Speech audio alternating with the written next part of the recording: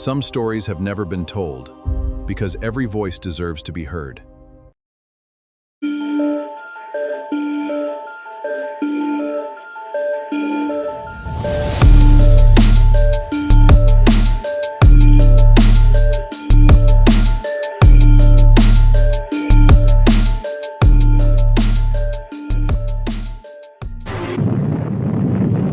Hello, everyone. This is the Facts on JW. I'm Casey, your host, and today I have a special guest. His name is Chris, and here we talk a lot about Jehovah's Witnesses and their beliefs and how a lot of people woke up. But we also have some similarities with some other high control religious groups. And today I have Chris here to tell us about the cult that he was a part of and the similarities between it and Jehovah's Witnesses. So welcome to the channel, Chris. Thank you for having me on, Casey. I got to interview you a few weeks ago, and it was actually a really solid interview. And already in the comment section, a lot of people, especially from my cult, Shincheonji, or New Heavens, New Earth, they definitely already saw the similarities between your group and my group. So today, I guess we're talking before being recorded, I'll share my testimony first, how I got sucked into this group, etc. But then in the second episode, it'd be really cool to do a deeper dive as to the similarities between the New Heavens, New Earth, Korean cults, and the Jehovah's Witnesses, because actually there's a lot of overlap between our groups. Wow. Yes. I kind of like to joke sometimes and say that basically my group, New Heavens, New Earth, is like the Korean version of the Jehovah's Witnesses. Wow. And to kind of have some teasers here, things like, we have the faithful and wise servant, for example, food at the proper time. And then we have the 144,000 in immortality. Then we also have a lot of the same concept of the new light. So when a prophecy fails, you must understood. And instead, there's as the fulfillment happens, more of the details will be unraveled or unscrolled or revealed. So that kind of gives both of our groups this never-ending bypass of the Deuteronomy 18 test of a failed prophecy. Yeah, for sure. And it's new light. Jehovah's Witnesses like to call it that. And what did you say your group calls it? We don't necessarily have a specific term for it, but right now it's a continuous progressive revelation or food at the proper time. And that should also sound familiar. Yes. Well, they do say that too. They say that Jehovah reveals information at the proper time, over time. It's not immediate. It's always gradual. Yep, same here. So this is what we know from the scriptures and from our own experience as well about how the light gets brighter in modern times. It comes about by means of the Holy Spirit through his channel of the faithful and discreet slave. He reveals it gradually and at a time that it is needed. Well, knowing this, then, we are not embarrassed about adjustments that are made, nor is an apology needed for not getting it exactly right previously. We understand this is how Jehovah operates. So our leader, Lee Man-hee, he's still alive. He's kind of the equivalent of a Charles Taze Russell from back in the day. And when I was researching the J-Dubs, or Jehovah's Witnesses, and SEJ, my cult, I always saw a lot of parallels. So what I mean is when you get into the nuances of our groups, there are a lot of differences. But both of our groups also make an emphasis on the book of Revelation. My guy, we believe that Jesus began the work of fulfilling Revelation in spirit in 1966. When did Jesus return invisibly, according to the Jehovah's Witnesses? 1914. Oh, okay. So 1914 in Brooklyn, 1966 in Gwacheon, South Korea, to a group of 7 men. That's weird. And then, and then as time continued, there are a lot of failed doomsday prophecies. The 1925 one, and you listed off a few of them too, right, Casey? Yes. Oh, actually, I was going to say too, they have a 1919 where Jesus came and chose Jehovah's Witnesses. 1914, let me clarify, 1914 is when Jesus took the throne in heaven as king and cast Satan out of the heavens.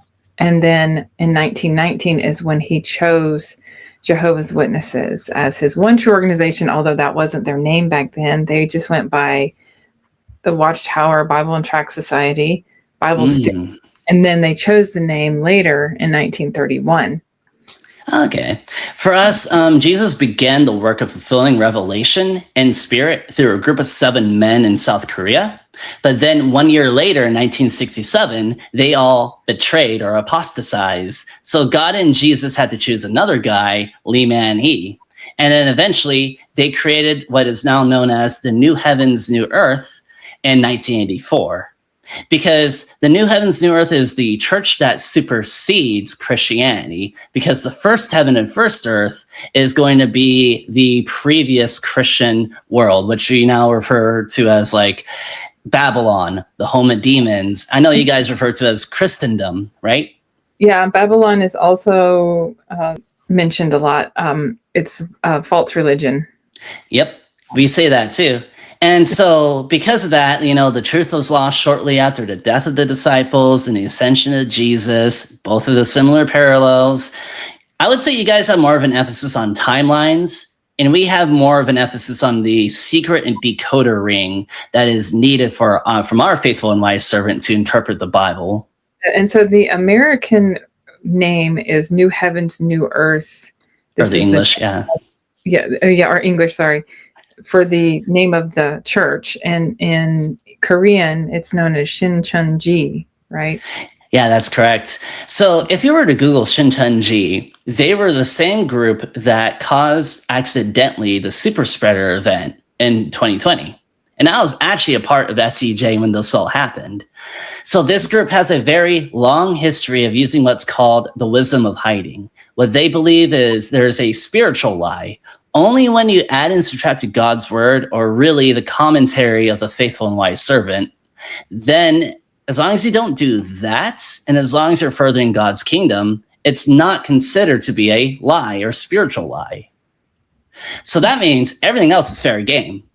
So, and another thing that we do differently too, we offer Bible studies of 6 to 12 months to recruit people under the guise of non-denominational. And then I'll get more into that in my story. Another thing that we do more systematically, though, is we infiltrate churches. So we would pretend to be a Christian org, even though we believe that Christians are in Babylon, the home of demons. We would say, yeah, we're Christian too. Then we would try to recruit the leaders of the church. One of the more famous cases of this happening in the United States is in Austin, Texas, where a lady infiltrated a Christian church for a year. She won over one of the elders, right, of the women's department in that church. Then a year later, after being converted, the same elder tried to invite everybody else, the other elders. But because of the similarities between the Jehovah's Witnesses and Shincheonji, another elder kind of caught on to what was happening and warned everybody. And you can watch that interview on Great Light Studios. And then for my channel, Exposing the Cults, there's also another time I haven't uploaded yet, but I recently interviewed a pastor from Atlanta who also had his church infiltrated. So this is not happening overseas in Korea. This is happening here in the United States and all over Europe, all over Australia and New Zealand. And I mean, name a country and we're probably there. My goodness. Well, that is actually very smart to infiltrate churches, because I would have never thought to do that. Jehovah's Witnesses definitely don't do that. They just have their own, and they tell you not to go and step foot in other churches. But it's actually a pretty sneaky way to get in because you already have an audience and you just take over, basically. It's funny because I was in Korea recently with my friend Mitch, and we were doing some documentary work, and we actually ran into other people in different cults. And whenever I would bring up Shincheonji, even the other cults, including we found Koreans who were a part of the Jehovah's Witnesses, even they looked at me with disgust when I talked about Shincheonji, because they're like, yeah, they lied to us. They try to infiltrate us. We're just trying to do a Bible study. And then turns out that they were trying to just dupe us into their group. And we got really upset. So when other cults are angry at you, I think that's kind of bottom of the barrel, in my opinion. Yeah. Yes, that's true. Other cults are mad at you because you're trying to come in and take over their cult, I guess. Yeah. And the big thing is the irony is, of course, SEJ, at least in my experience, they try to say we're becoming more like open and accepted in Korea. Right now, SEJ is under Korean government's investigation for trying to influence politics and voter blocks. And that's currently being under investigation today. Wow. So now they do participate in voting, I guess? Yeah, I know Jehovah's Witnesses don't. SEJ denied it, but now they're under a lot of investigation as we speak. Wow. And so what is the purpose of infiltrating with this? With politics?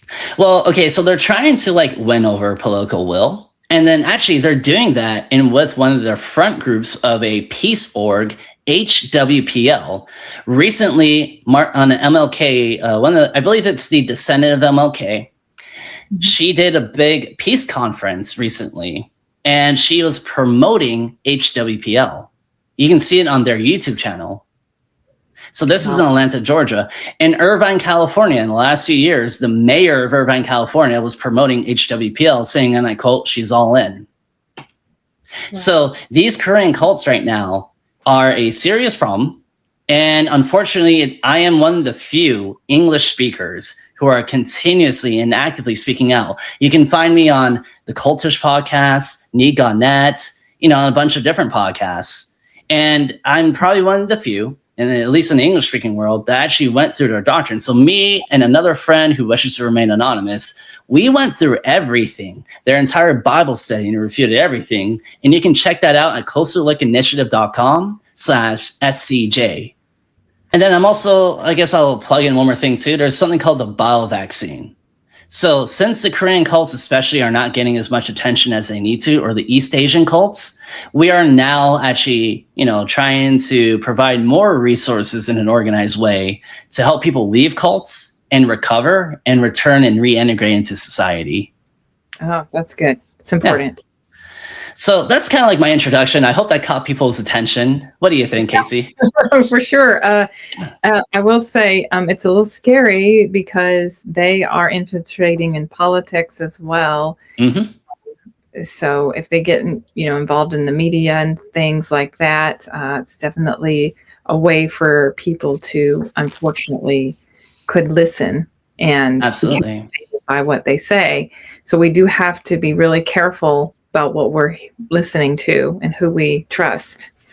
I mean, one of my friends said it best. If a stranger came up to you with a glass of clear liquid, would you drink that glass of clear liquid? No, because I don't trust that person who gave it to me. Exactly. So why would you trust a random stranger, whether it's online, at a mall, whatever, or a person you just met at church? Why would he trust, hey, I have this non-denominational Bible study? Mm-hmm. Especially when it comes to your spiritual life. It doesn't make sense. Yeah, that's true. So if they have a lot of similarities with Jehovah's Witness beliefs, do they believe in hell? They do. I know that there's annihilationism for Jehovah's Witnesses. Is that correct? Yeah. Okay. Yeah. Well, how about this? I think it's important, now that I caught your audience's attention, maybe what we can do is I can talk about my story, because even with my story, you see how scummy this group is. Yeah. And then, because hey, Casey, am I Korean by any chance? I'm just wondering, asking for a friend. Won't look that way. Okay, cool. Just want to make sure. And a lot of times when I talk about my story, they always assume, somehow a Korean was involved. Well, I mean, the leader's Korean, so I guess there's that. But reality is that they actually have enough non-Koreans all over the world, and they intentionally try to avoid recruiting Koreans or people who are ethnically Korean. Because oftentimes they know about Shincheonji. It's the non-Koreans all over the world who don't know anything about it. Oh, makes sense. Yeah. Right. Well, how do you recruit people? I mean, other than, I guess they just step into someone's church, or do they go door to door knocking on people's doors as well? Yeah, so we recruit through, church infiltration. We offer what we've been doing what as this group SEJ has been doing is they offer seminars now for pastors. They've done that in India and all over the world too. Now, for a second, imagine being an impoverished pastor. You're praying to God, hey, I want to do your will. And then all of a sudden, this fairly rich international church reaches out to you. Hey, we're a Christian. Hey, here's a free non-denominational seminar. That's another way. They also do like a lot of recruiting on malls. So when I was in the group, right, what I would do is I would go up to someone and say, hey, I have this survey. How happy are you from a scale of 1 to 10? During this survey time, I'm trying to kind of glean information off of you. I'm trying to see like, okay, are you Christian or not? If you are, then okay, well, hey, coincidentally, I have this Christian organization. We're hosting a get-together. Do you want to join? And then slowly through that, we kind of reel you into a Bible study. And the entire time, we never share our real name, or at least from my experience. Uh-huh. Where are the Bible studies held? Oftentimes, they're in obscure buildings that are unmarked. Does so the they're church, unmarked. No. Just like my Bible study, for example, is at a warehouse. So you just happen to be able to have access to a warehouse? Whether it's a warehouse or a random building, yeah, because again, we're very secretive. Let's just say this. Whenever someone asks me about a CJ, they normally say, oh, well, why haven't I heard about them? And I always like to say, well, I know everything about you. You knew nothing about me. And because they're very more intel heavy, more secretive, more spy type of vibe. Yeah. Wow. So, yeah. So how did you get recruited?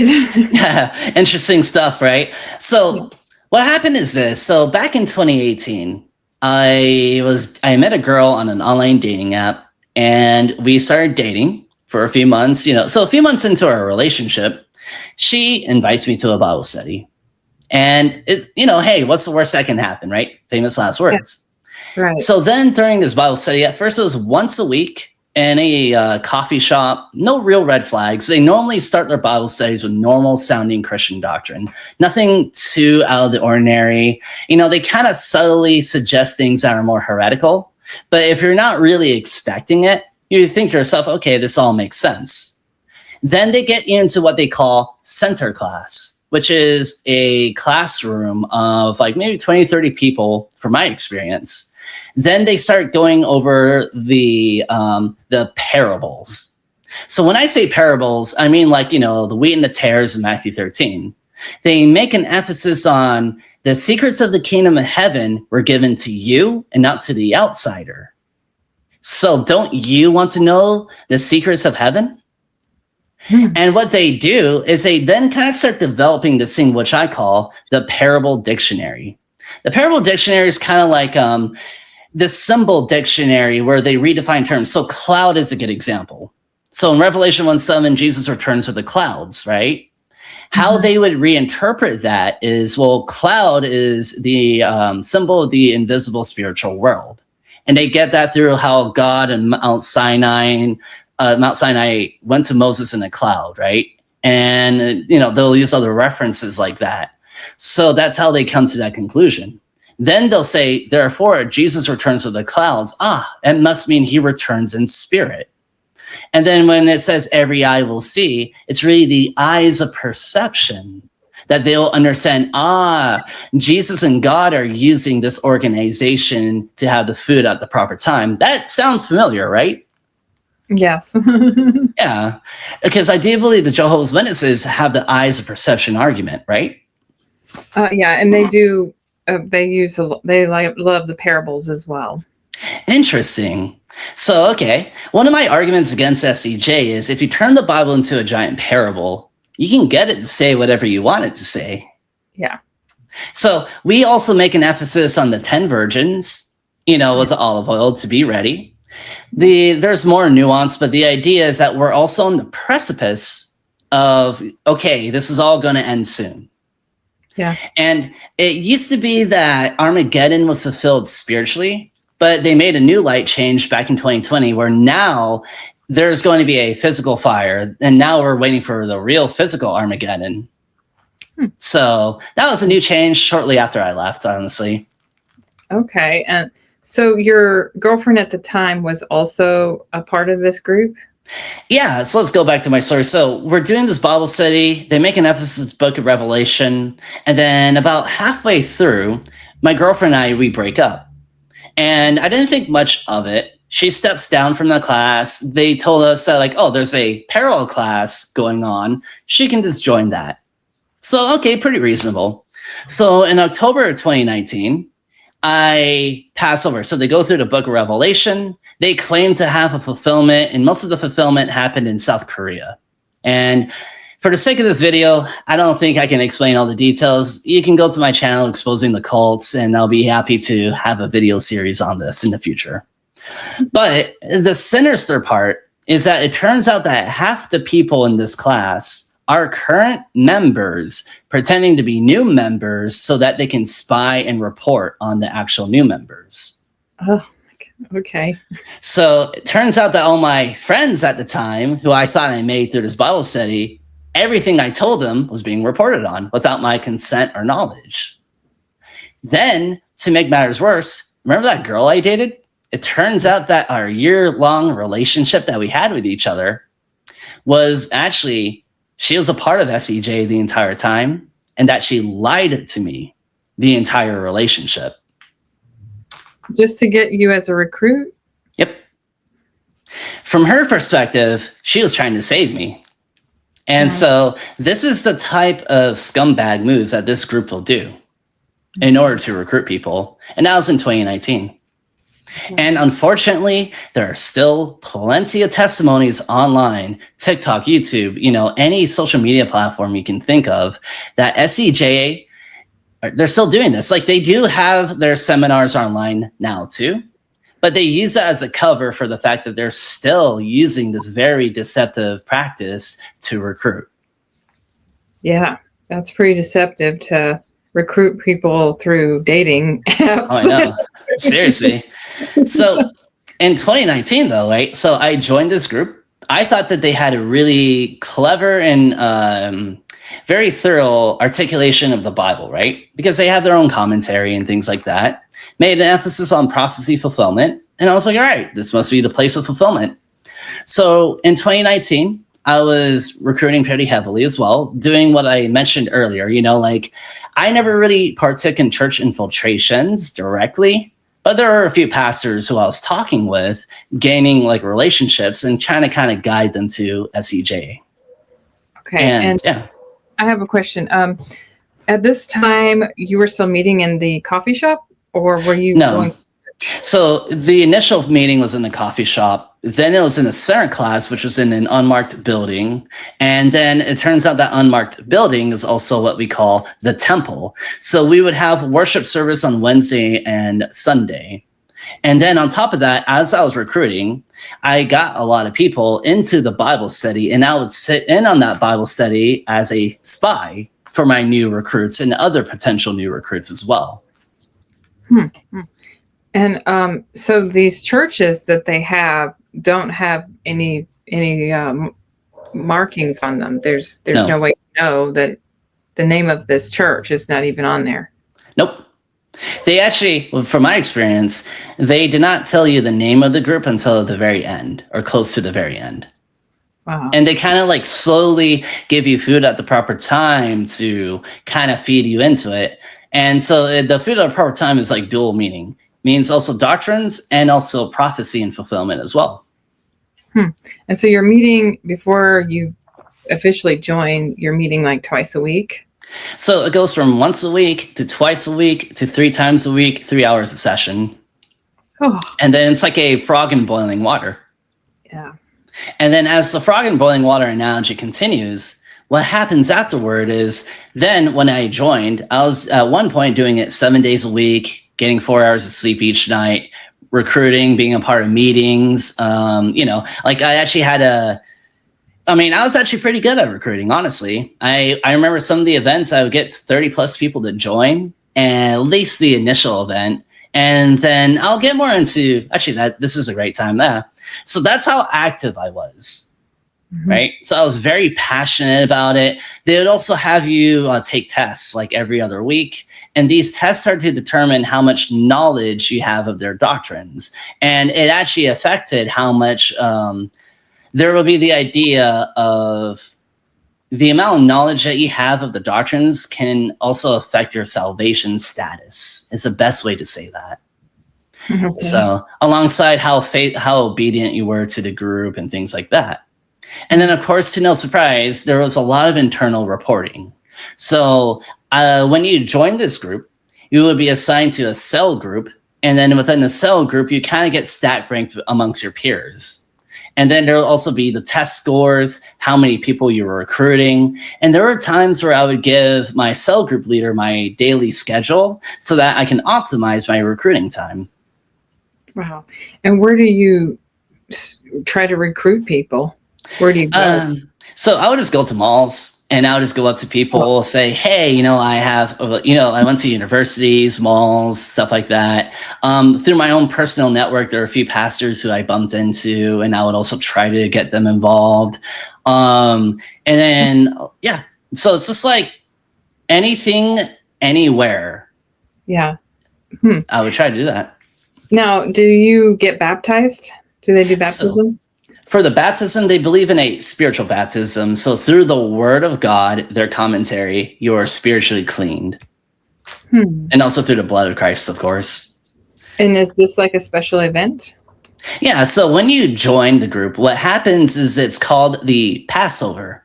And in the Passover event, it's like a big graduation. So I'm from Seattle. There's a Seattle branch. And then there's the main LA temple.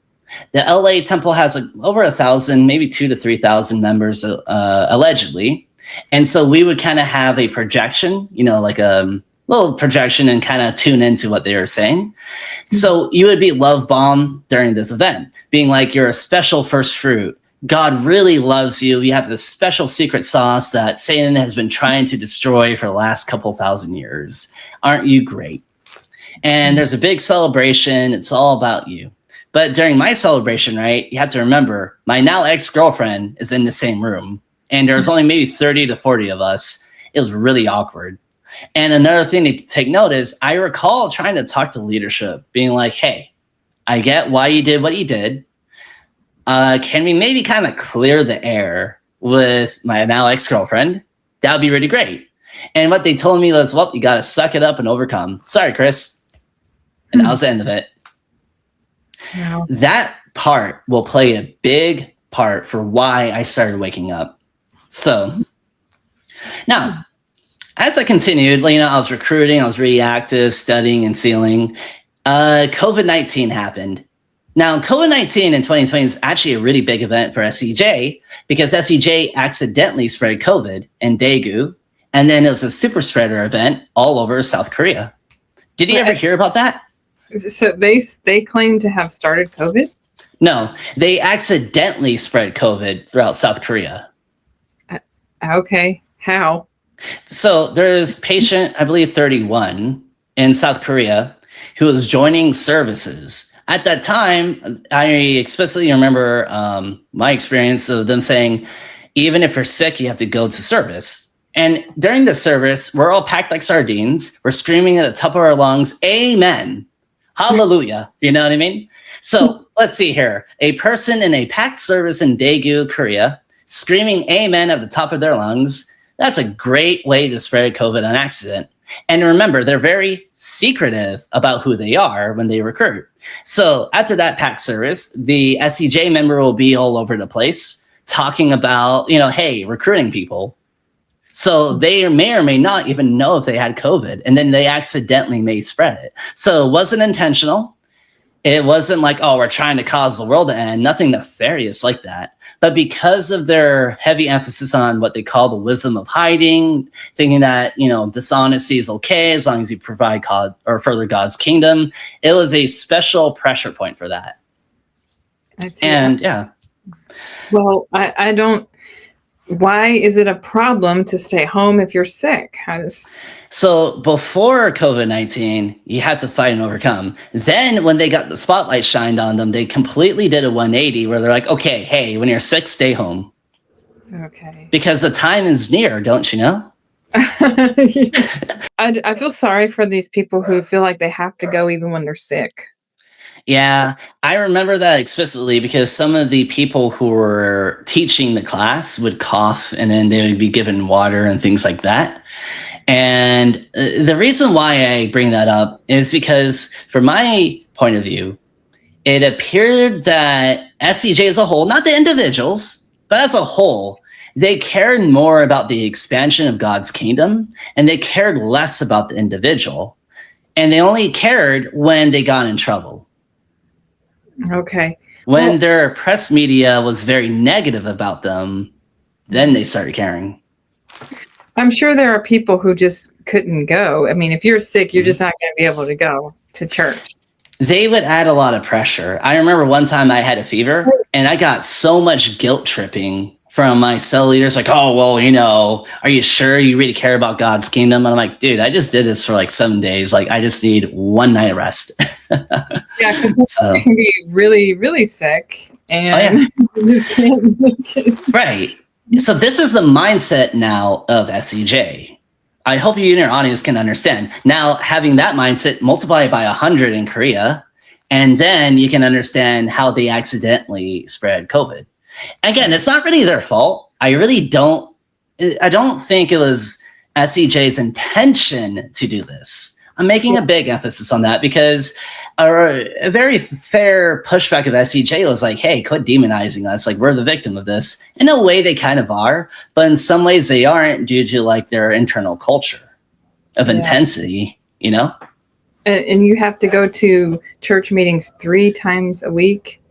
So it depends on how active you were. So remember that Bible study I was talking about? So during this Bible study, I was actively a part of the Bible study, this time recruiting others, spying on them. And this was, for some cases, it was Monday and Thursday. Was it? Let's see here. I want to say it's Monday and Thursday. And then what was it? Let's see here. So Monday and Thursday, Tuesday and Friday. Then we had Saturday morning training. And then normally the Saturday morning training would turn into an all-day event where we had a last minute, hey, we got this new event Saturday evening. And then Sunday, which would normally end at 2, but then there'll be a lot of pressure to recruit. Or maybe there would be a new test. How did you have time for a job? I did this while working full-time. There are people who gave up their jobs. Okay. I have a lot of energy, and looking back on it, I don't know, man. I really don't. So the ones who give up their jobs, what are they living on? So they would be, I forgot the Korean term. It's been a moment since I've been in it, since 2021. A few years have passed. But like, they would be sent to other areas and be full-time mission workers. And sometimes, if they're lucky, they would get about $200 a month. You know, in Seattle, you know, that's impossible to live on, by the way. So normally like a person in the church would like offer them like, hey, go ahead and stay in our house. Or they would like, SCJ would like have apartments that they may own, but then it would be like a dorm room in college where there would be like packed like sardines. And was the church paying all of their expenses, their food, their car? My experience, no. So then how would they get food? By faith in God. Okay, so yeah. What does that do? Well, they make it work. I don't know how, but sometimes they make it work. It depends now, of course, how high up you are, because the higher up you are, like there's a leader who got in trouble recently in Los Angeles. He allegedly was living in like a luxurious like apartment or something close to the temple/church. But, you know, and this is a very common trait, though, too, where a lot of people on the bottom are basically impoverished. But then the people on the top, like when I visited Korea with like Mitch, it was, you know, you see these really expensive like temples and luxurious lifestyle where it turns out that the leader was found guilty of embezzlement. He had a yacht, allegedly, things like that. So, you know, no surprise here, you know. And are these people required to do the tithing of 10% or whatever? So in SCJ, it depends on the region of the world. For my Seattle branch, no. But in South Africa, yes. And recently they've been trying to build like a new temple in Korea so that they can house their 144,000 priests. Yeah. Okay, we'll have to get into that one. And Oh, yeah. so donations are voluntary for some? For some, and not voluntary for others. Wow. Yeah. So what they do is they split the world into 12 different regions, and that makes the 12 tribes. And then each tribe operates basically independently, but they report up to the leader, faithful and wise servant, the one who overcomes, the white horse that Jesus rides on, Lee Man-hee. And he's in Korea. He's in Korea. His HQ in Korea is Gwacheon, South Korea, and he was born in Cheongdo, and he normally frequents his Cheongdo home because there's a grave for him, because they used to be more implicit about him being immortal, but they're changing that right now because, new light. How old is he? In the 90s. Last time I checked, 94, 95.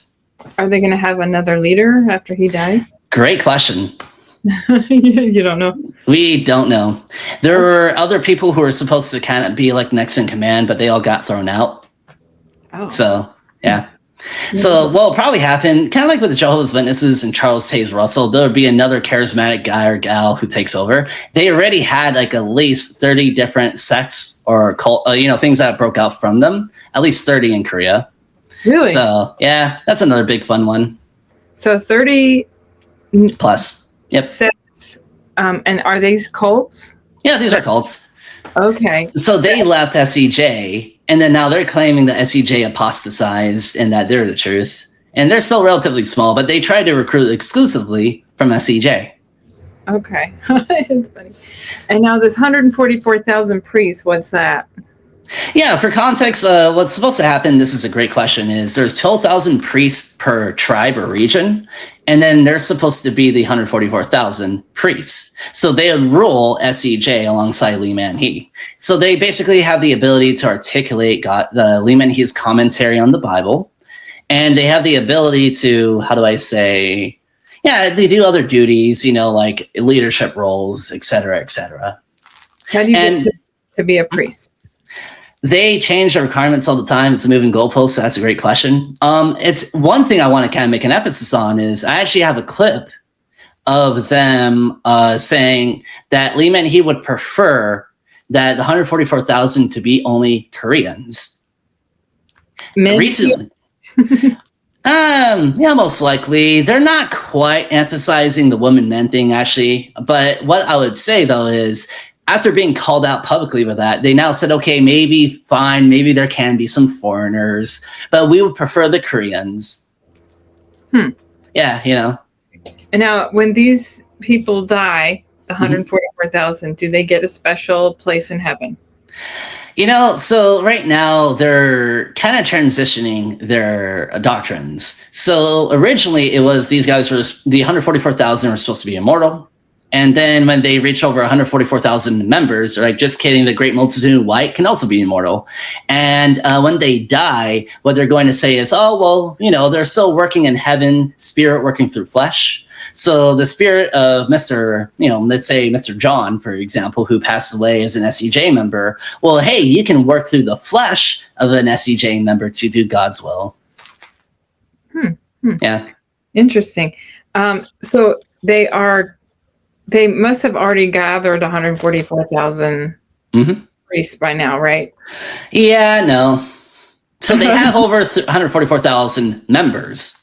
Yeah. They don't have the priests. So I'll continue on my story because that COVID-19 is actually a very important key detail, okay?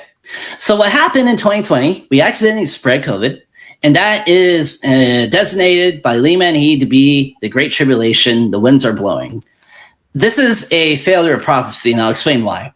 What was originally taught with me, and I have the books to prove this, I have my notes to prove this, I have the lectures to prove this, is that the 144,000 were supposed to be gathered, sealed. Sealed meaning, your articulation, you're selected to be the 144,000, 12,000 per tribe.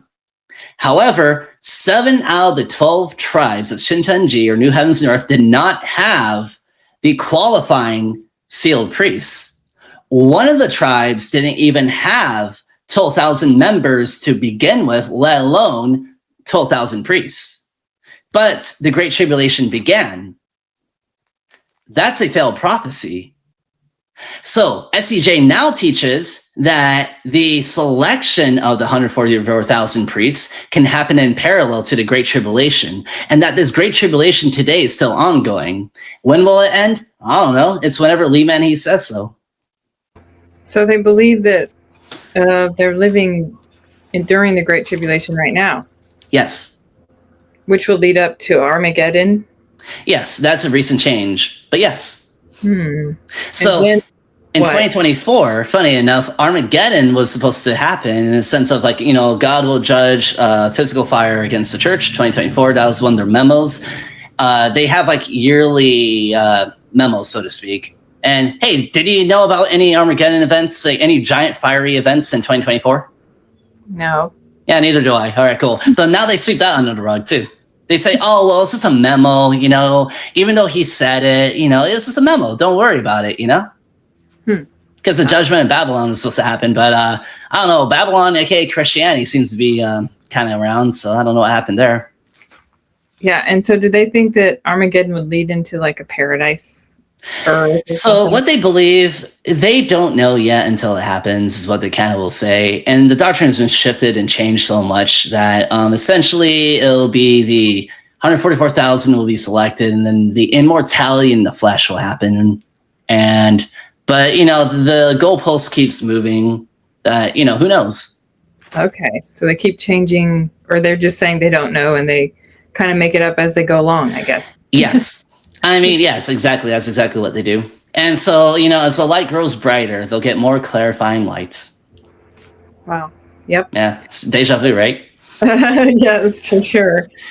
So with this religion, it's kind of like a doomsday cult too, because they're, kind of hyping you up for the end is going to happen. And but they currently believe that you're in the Great Tribulation right now too. Mm-hmm. They don't know for how long though. Yeah, it'll happen as long, indefinite. Like 2019 and 2018, I remember being told the door is closing, the opportunity for you to recruit, it's closing. And it's 2026. And I just spoke to a recent member and she was like, yeah, they're still saying that the door is closing 7 years later. I'm like, wow, I guess I didn't miss out much. Yeah, Jehovah's Witnesses say similar things too. What? We have to go out and recruit as many people as possible before the Great Tribulation happens. Oh, and because they have different. They keep changing. I can't even keep up with the changes. They used to say that once the Great Tribulation happened, that the doors were shut and there was no more recruiting and changing and any of that. So now they are saying that that isn't true, that people could be saved during the Great Tribulation. So we'll see what fun times. Apparently you guys, the men of JWs, can have beards now, and it's like, okay, that's cool. They had some nuance for the blood transfusion stuff, like that's a recent update. My guy, he likes to update the texts and doctrines all the time. Yes. And for SEJ, when they say that, a lie is, and I'll circle back real quick, is that as long as you don't add and subtract to God's word, aka his commentary, it's not a lie. But wait, this guy is literally adding and subtracting to his own commentary all the time. Yeah. And also, what about the false prophet in Deuteronomy? Well, you see, you misunderstood. He didn't make a prophecy. He's just speaking on behalf of God and Jesus, and it's subject to change at any given moment. Oh, that's how he gets around it.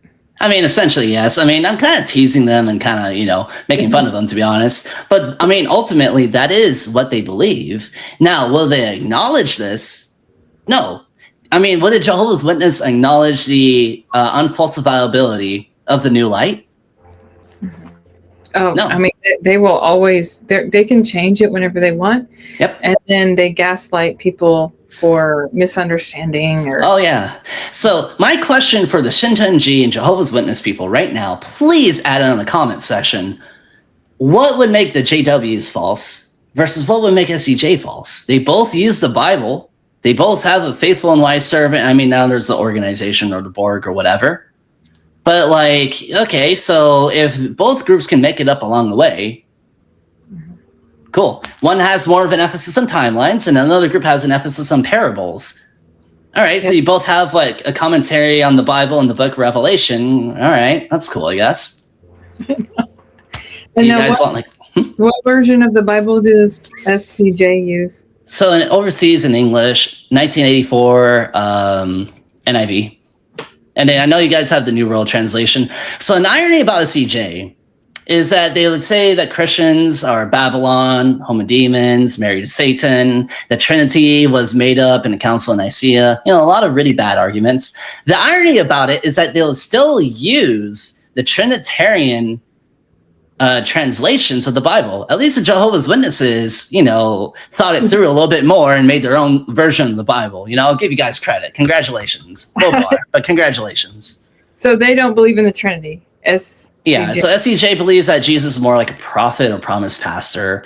And we'll get into that more in the next episode, I think, because I know this is very fascinating stuff. So I'll go ahead and go back to my story. But trust me when I say this, like there's a lot of overlap. Just with our random tangents right now, you can see, well, this is deja vu. So when I'm going through the COVID-19, this is 2020. I didn't really realize about the filler prophecy, but what happened is we stopped everything. Remember how, like, my experience, they didn't seem to care about our health, right? Right. I mean, to give you context, I'm a pretty skinny guy. I dropped down to like 110, 130. I forgot the specific weight. Oh. Yeah. Not only that, but I was sleep deprived. My roommates and my coworkers are asking me like, Chris, are you okay? Like you lost a lot of weight. I'm like, really? I lost weight? Oh, that's not good. I didn't even realize it. During the summer of 2020, that was actually ironically when I had the most normal time because they paused all the major activities and you could just show up for the, the Wednesday service and Sunday service.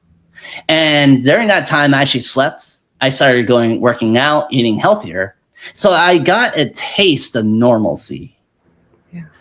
Then in the fall 2020, we started doing a lot of online evangelism where we would pose as Christian, non-denominational Instagram posts, like blog pieces, blog spots for, promoting Christianity. Then we would start recruiting online.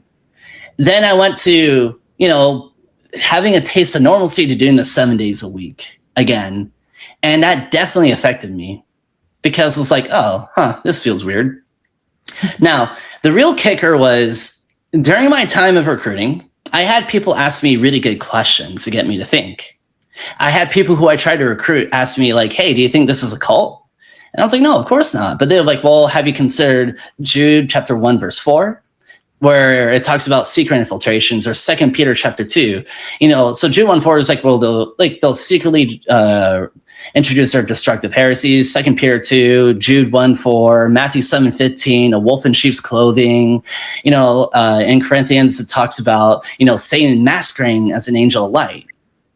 Those verses always are in the back of my mind because I will always think like, well, what are we doing? Oh, we're a Christian non-denominational organization, but really Christians are the home of demons, married to Satan.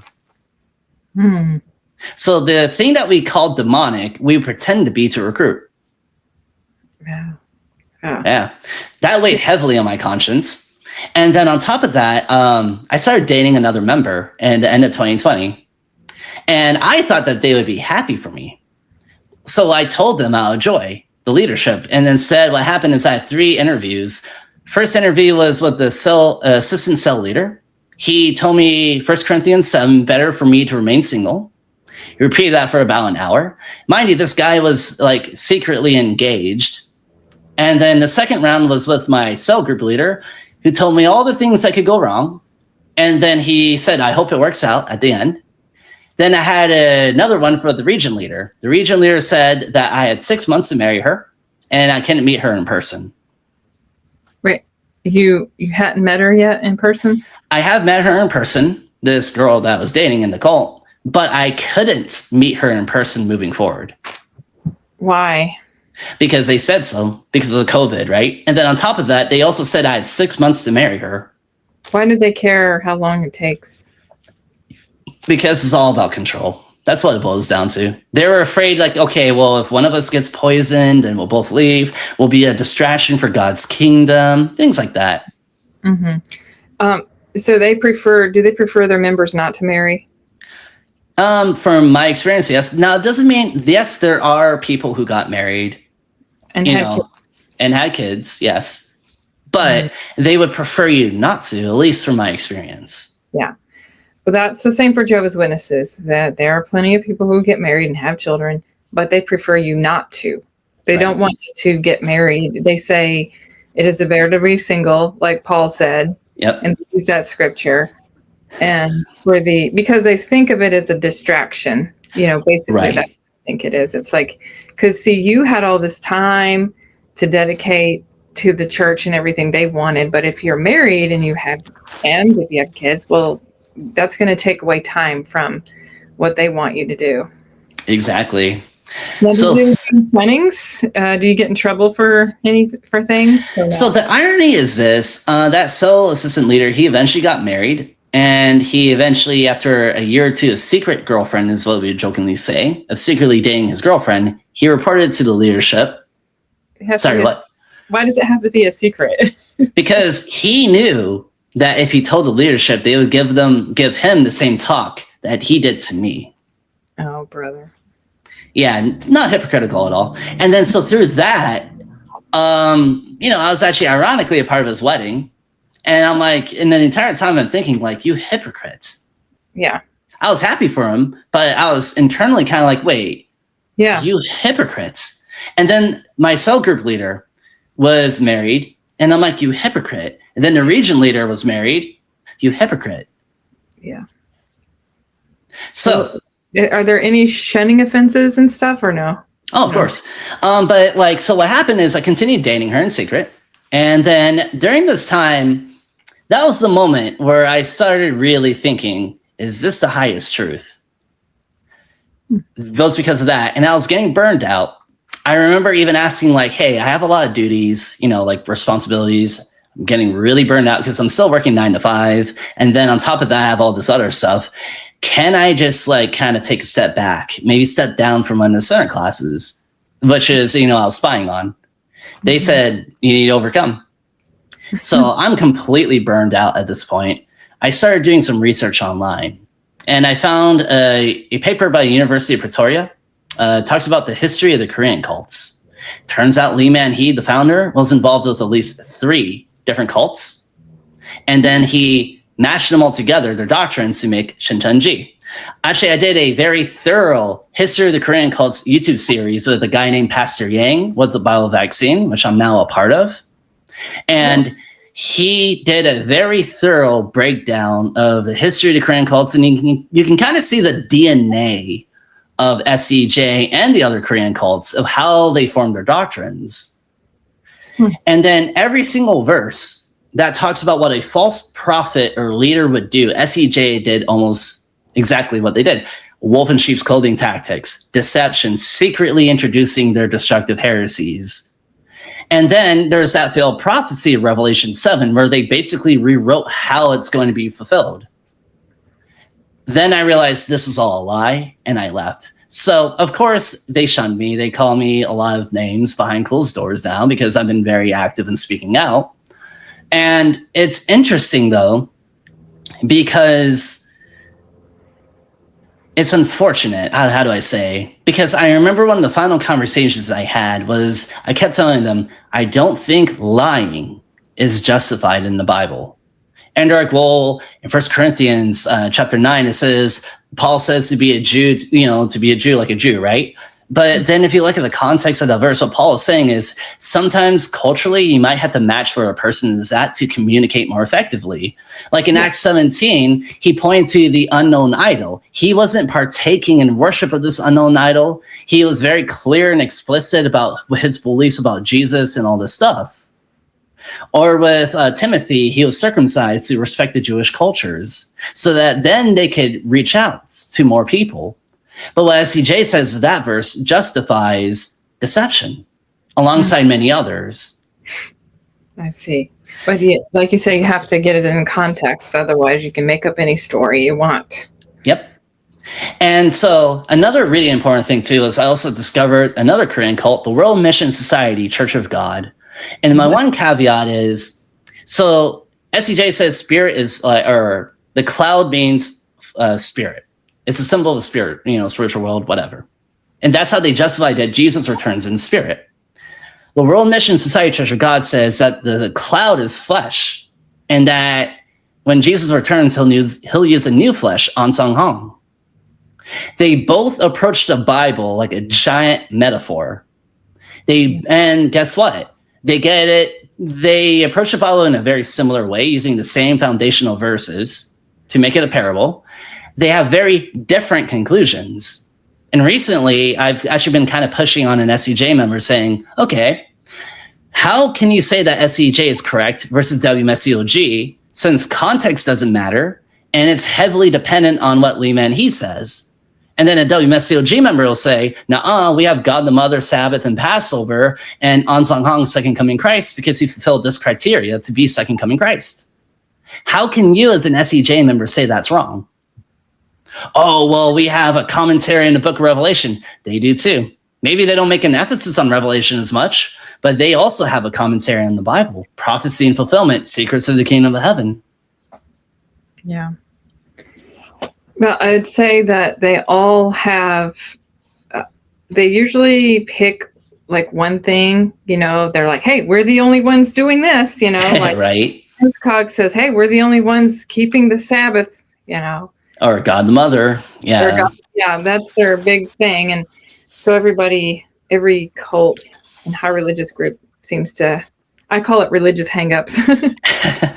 Right. But I mean, for an SEJ member, they don't have a hermeneutical framework to refute WMSCOG outside of, it's because Lee Man-hee said so. Or WMSCOG for SEJ, it's because God the Mother and Ansang Hong said so. And they fulfill our criteria list. At least with Christianity, there are concepts in the Old Testament that can actually point to a Messiah that will come. And in some sense, he's divine with, Daniel 7. And that there are a few articulations of the two powers in heaven, showing that God is not just a single person, but a multi-person God, And we can actually articulate that and point to historical patterns to prove our point. SEJ and Wenscog, not so much. Like Wenscog or World Mission Society, they can kind of point to the feminine traits of of the Holy Spirit. Sure. So I'll give that for them over SEJ. But SEJ the only thing they can really say is, it's because our leader said so. Like the criteria for the Great Tribulation, when does it end? I don't know. It's when the Lee Man-hee says so. Yeah. Crazy. And with the shunning, did you officially write a letter disassociating? No, I just disappeared. I just the first 6 months, I just kept low and I just blocked all of them. I didn't even bother. So why would they shun you if you just left and you became inactive? So what happened initially is they gave me time. I left in July 2021. In September, they reached out to me through someone I was close with. And then I was just too raw, and I just said, hey, I'm not interested.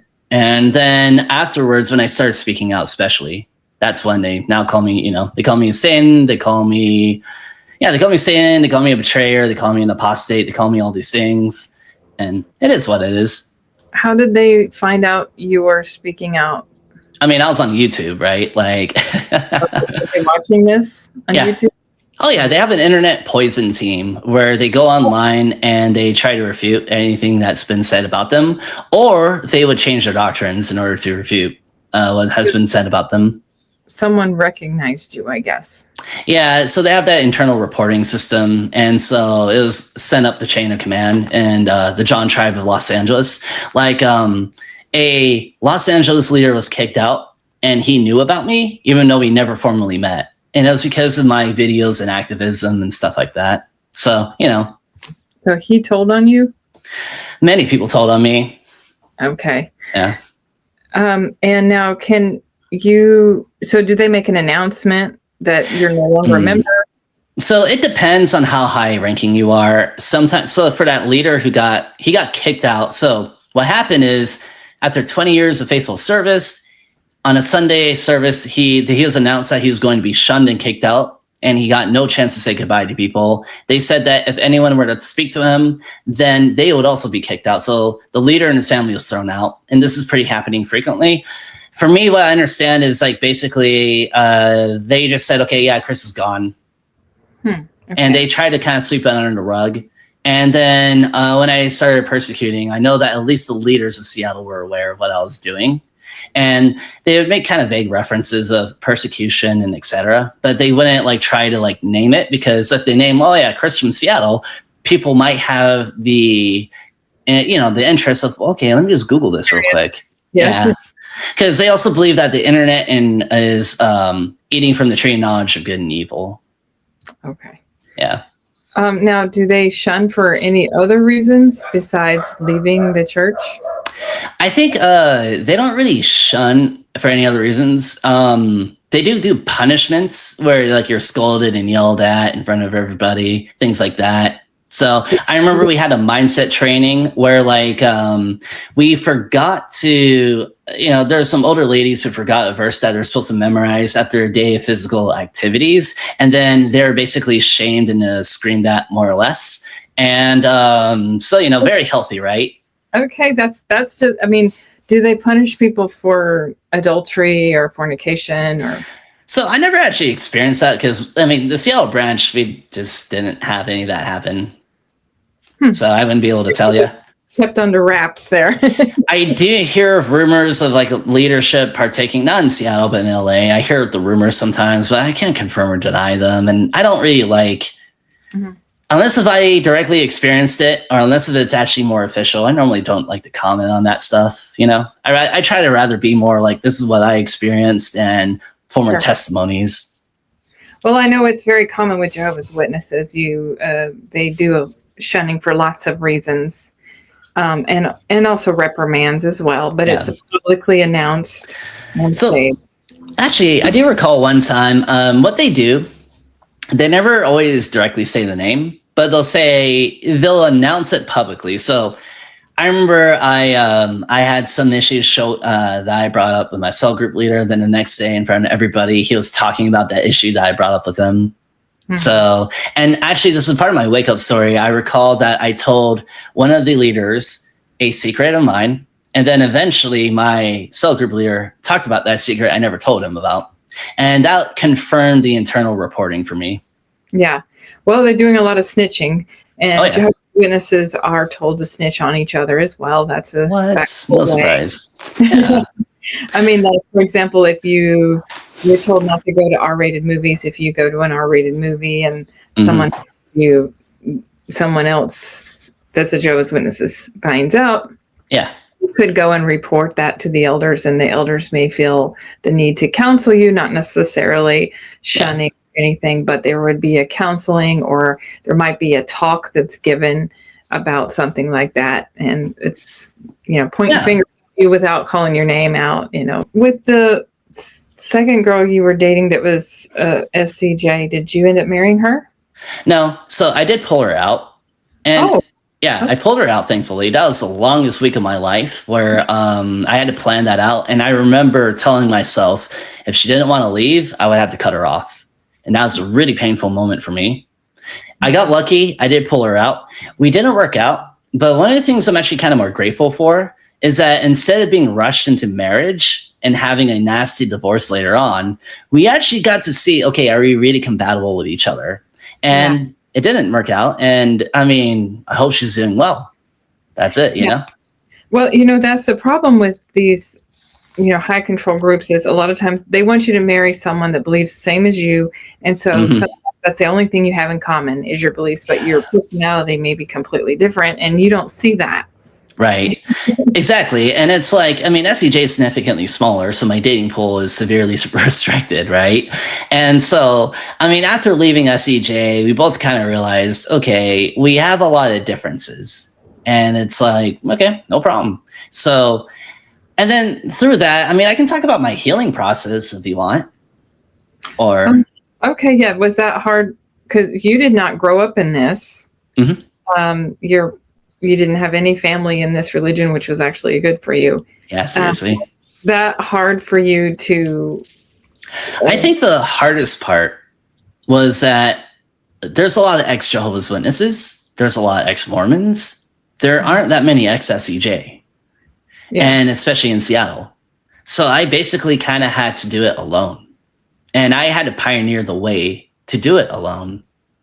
And for me, that's why I'm passionate about the Bio Vaccine Center, to be very honest with you.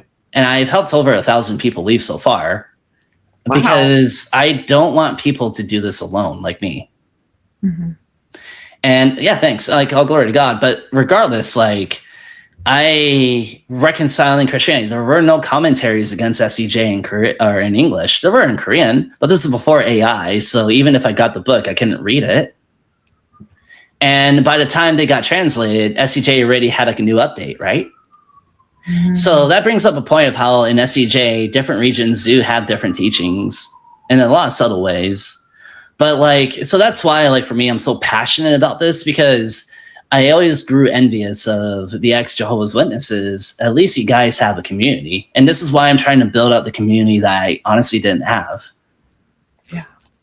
So, I mean... What was a grieving process for you? Did you feel really sad, depressed, or angry? Yeah.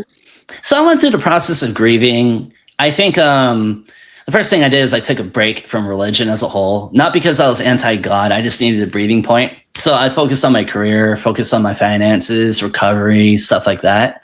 I got a specialized cult trauma therapist, that helped a ton.